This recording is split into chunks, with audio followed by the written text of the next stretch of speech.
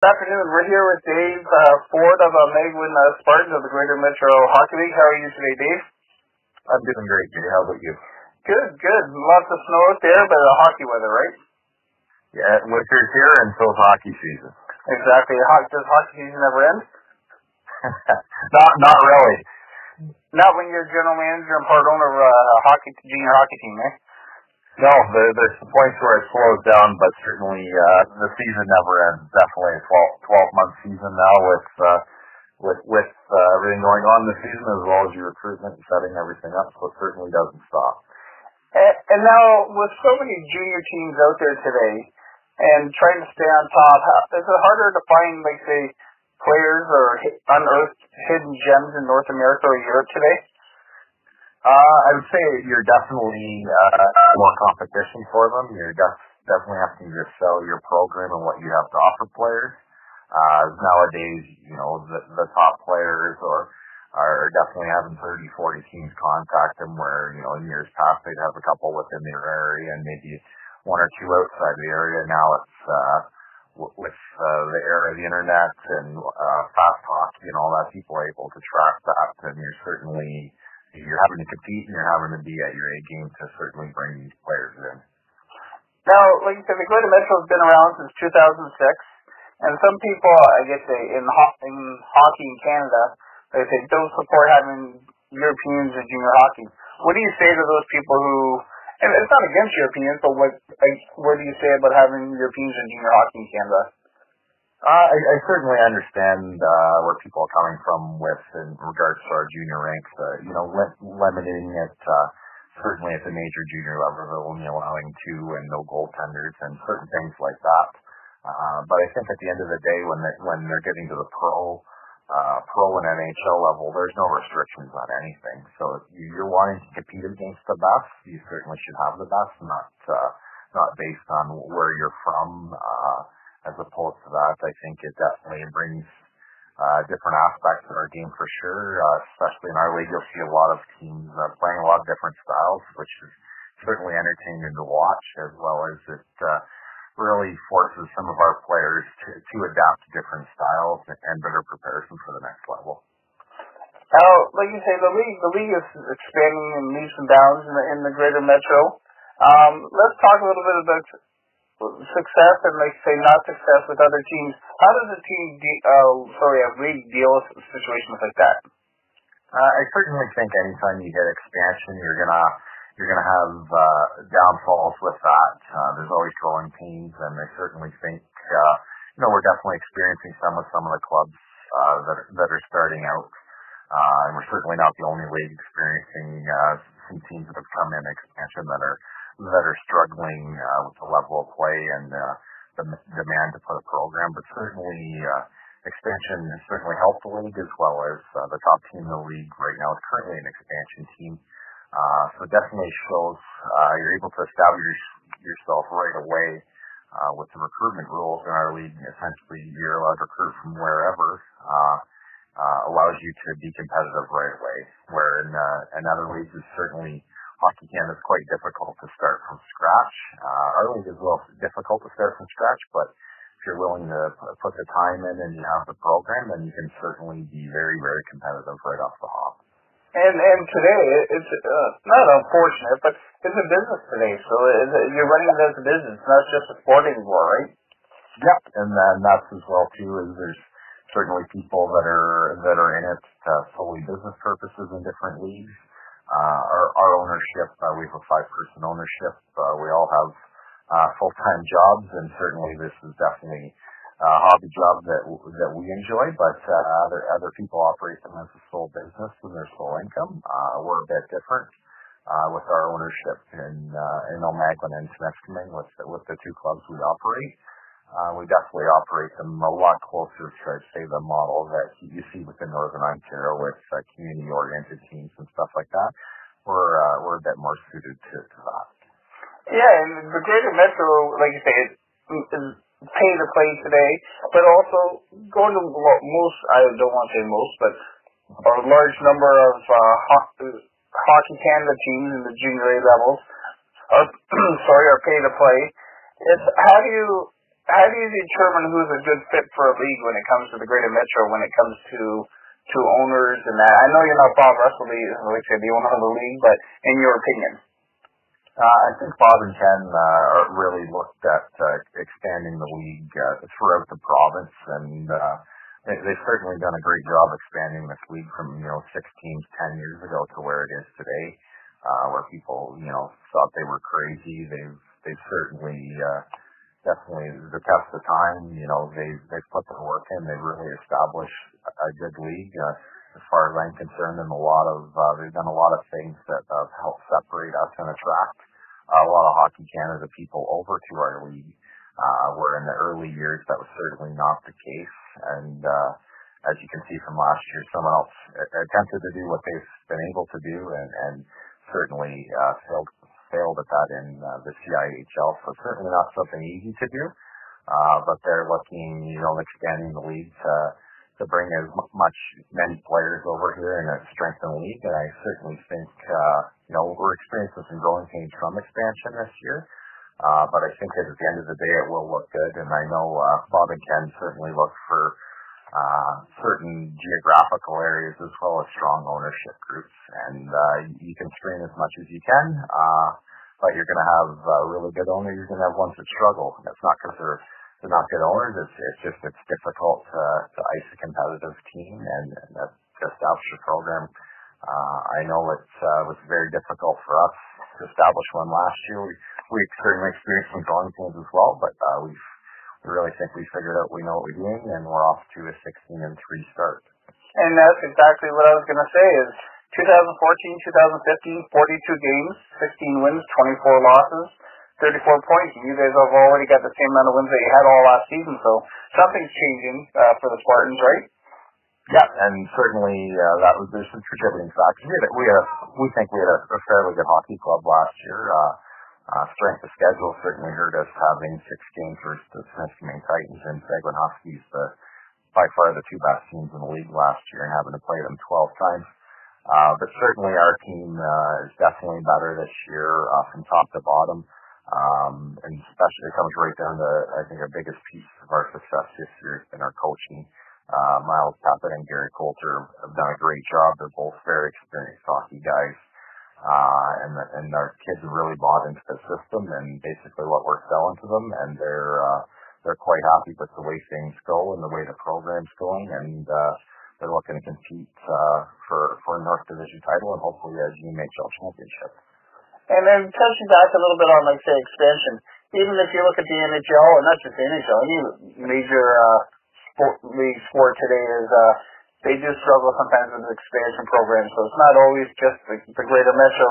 It can be anywhere, right? Yes, and then people certainly like to point out the things that aren't working as opposed to ones that are. And definitely, with expansion, you're going to experience some growing pains, and we're certainly seeing some, and we're seeing some success. But I think at the end of the day, it's going to work out to strengthen the league and a bigger footprint in Ontario. Now, for players that are looking, like I was sitting with, I was at a Stuart Thunderbird and Stu Eagle game, the North Ontario Junior Hockey League a couple weeks ago, and talking to two scouts who have been around for years, and not that they ever talk bad about the Greater Metro, but they're promoting it even more when it comes to 21-year-olds, saying who they scout was saying if it's their last year and they don't have, like you say, a career going on to post-secondary as in university or something, they're really pushing towards the Greater Metro because of giving players maybe another year to develop, right? Yeah, and I think it's really helped bring this. I know initially when Bob and Ken decided to do that, it's really brought the skill level of the league overall up. You look at European combination as well as some of the 21-year-olds that are coming into this league. They're well established junior players that have come here as 21-year-olds. Look at and leading scorers of leagues like Shane Bennett for the Halton Ravens last year, as well as Marc-Anne Bégin that played Temiskaming a couple of years ago. These guys are coming to being top scorers in other leagues. Hockey Canada sanctioned leagues, and 21 years of age, something hasn't worked out schooling wise, or some of them just need another year of development to become pro ready. And I think it's really really help some guys. Look at our Titans team last year with Curtis Warren coming in, a top player from Tier 2 and putting up huge numbers last year and securing himself a pro contract this year. So I think it really provides some guys with a second chance, because as we know, even looking at NHL guys develop, that a lot of them are developing, until their early 20s. So it certainly adds a different scope to the league and adds some more talent to it, as well as it gives these guys another opportunity, another crack to do what they want to do. And that's the thing, from 2006 to say the 2010, as soon as you heard Greater Metro, everybody said Outlaw, because of not being Hockey Canada, everything else. But to me, since 2010 to now, that Outlaw has almost gone by the wayside. Is now the Greater Metro is just not part of Hockey Canada, and it's a good place to develop hockey players. Yeah, and I certainly, you look at some of the programs that some of the guys in the leagues have operated for a number of years, and the success they've had.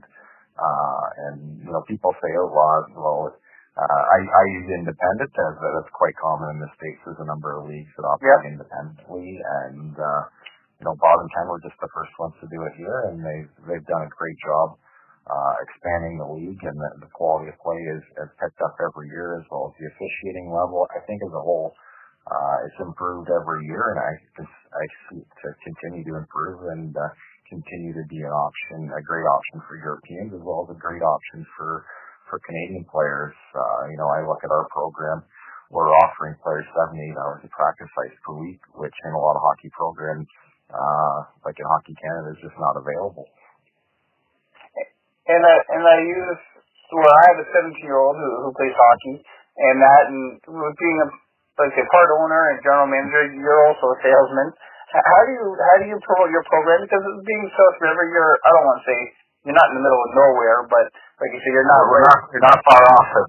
Yeah. So how do you promote your program to have players come to South River? Our big thing in speaking with kids throughout the world, we have a number of Swedish and a number of Icelandic players and players throughout the world, but our biggest selling feature is the amount of ice time they're going to get when they come here as far as development, and that's where players are going to develop is through practice on ice. And when you're able to offer that kind of practice time, really show players, you're looking at a program where you're going to practice 3 hours a week, well, we're going to practice 7 to 8. So by the end of the year, you're looking at a couple hundred hours extra of practice, and what can that do for you?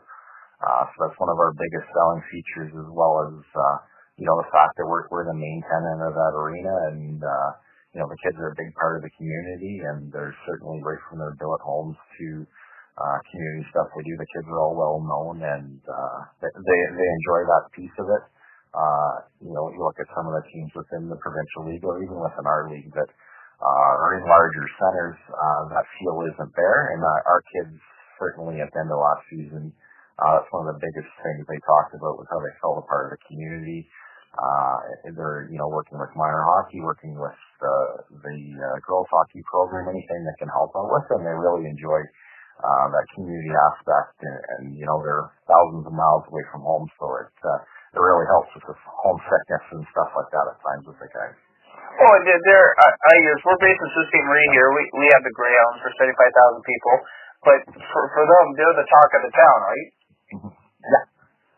Yeah, and that's certainly when you get to the smaller towns, the junior team, that's how the kids are treated, and that's how they feel. And the community's been great at responding to us. Our attendance, we averaged 275 fans last year, and we're probably right around the same. So attendance certainly hasn't dipped at all, and I think more and more people are coming out, and so we've been just ecstatic with the response the community showed, and as well as we work with a lot of organizations to help fundraise, and we donate stuff to help them with their causes and that. So we're really a community-based team. Now, one question that was brought up to me, because, let's say, with the Junior Hockey Network, and I cover the Greater Metro, is some teams dress 3 players during a game where a lot of leagues don't have that. Is there a reason why that happens in the Greater Metro, or is it just... you mean 3 goalies, eh? Yeah, sorry, not 3 players. Sorry, 3 goalies, yes. Yeah, no, some teams will dress that. Our roster size, you can dress 21 players, so any combination of that. So you can dress 19 and 2 or 18 and 3. So some teams do it just in case. I know right now we carry four goaltenders, and I got 2 injured and one that's not far off. So it's certainly it's a little extra insurance. So some teams utilize dressing 3. We don't dress 3 with our organization. We always dress 2 goaltenders. But I know some coaches prefer 3. We're in the belief that 2 is fine. Yeah. I say 3 on thing with being a coach. It's like I say it's not hard it's hard as a coach to put in a cold goal in the first place. But like say that 3 on the bench and like say sometimes using 3, I can't imagine like say injury wise even having 3 on the bench. But it does work for some teams, so yeah, and it's certainly one problem with our issue with our league being unable to affiliate players as Hockey Canada does. We have to carry a bit bigger roster sizes to ensure you've got that when injuries do arise. I know last year we carried 3 goaltenders all year, and we had a goaltender, actually Mark Audette, injured in warm-up, and we had to dress a forward as our backup goaltender that evening. And now that was one of my next questions was regarding Mark is for your program. Now he moved on this year to Turtle Lake with the gold miners, and then now he's with the Titan. How does that help your program when it comes to players advancing like that? It certainly shows players, because still a lot of people say, you go to the Greater Metro, they can look at schooling options and different pro options, but Hockey Canada teams aren't going to look at you, and that's totally untrue. Especially the Quebec League has really looked at a number of our players, and Mark's advancement this year to Acadie Bathurst certainly shows it as well. Mark put a lot of hard work in this summer and got off to a great start with Mark Lafleur and the gold miners, and he's been rewarded with a chance with Acadie Bathurst, and it certainly shows that scouts are watching this league. They're watching kids develop. Last year, Roman Gaudet was with us as well. He was a first-round pick into the North American Hockey League after playing with us last year, as well as we had a number of players go on to play Division I in Sweden. So certainly, despite our record last year, we had a number of players advance and get where they wanted to. Now with not being able to be affiliated with Hockey Canada, is it something, I know the league is still growing in Southern Ontario, but is it worth looking at eventually to a league like the Ontario Rep Hockey League or something to affiliate as they build their program there to help feed into the Greater Metro system? I think it'd be a great idea. I don't think it'll ever happen, but certainly it'd be nice to carry maybe a smaller roster size with affiliates that you can pull up like that. But I don't see that happening any time in the near future, but for some case it did happen, I certainly wouldn't object to it. But it'd be something to help teams, right? Yeah. Now, is there a reason why you don't think it will happen? Hockey Canada has certainly made it well aware where they stand with things. Yeah, but the Ontario Rep Hockey League is sanctioned AAU. They're not Hockey Canada. Okay, sorry, I wasn't aware of that, yeah. Jay. Maybe it is a possibility in the future. I wouldn't be the one to answer that question whether it could happen or not, but I certainly think it's any idea should certainly be explored, the feasibility and how that would work. And it would be like because they're not Hockey Canada, would benefit a program to again both ways, right? Yeah. I use going to the Hockey Canada program where we use the London Knights, where they start right at novice and they watch those kids going right through the system, bring them into the junior program. So if it's something that can work, it'd be perfect for somebody like the Spartans or the whole league, right? Yeah, it's certainly, and it's definitely very common in speaking with their Swedish players, the way that their hockey systems work within their communities is they're, right through minor hockey, they use a J18, J20 divisions, and then it's into their senior men's. A lot of the communities have a Division 2 and a Division 1 team, so it's a complete development system right through where they can stay in their home community. And to bring up one of the biggest Swedish ones is Modo, right? Where Modo starts from probably out of diapers and all the way through. But as an example in Sweden, how the system works that well that they can watch the kids go all the way through, right? Yes, certainly. Now, one last question. Is there something about the Spartans that a lot of the public don't know that you'd like to tell people? I think with our team, I definitely think people are starting to notice where we're sitting in the standings and that, and we're certainly there's a number of great teams in the league right now. I think there's basically a class A teams have kind of separated themselves from the rest of the league right now, which we'll certainly get to see at the showcase tournament in December. But just letting people know that we're definitely in contention in the north, and we're going to look to add to the group we have, because we really think we have a team that can compete for the North Division title, and we're looking forward to the second half of the season.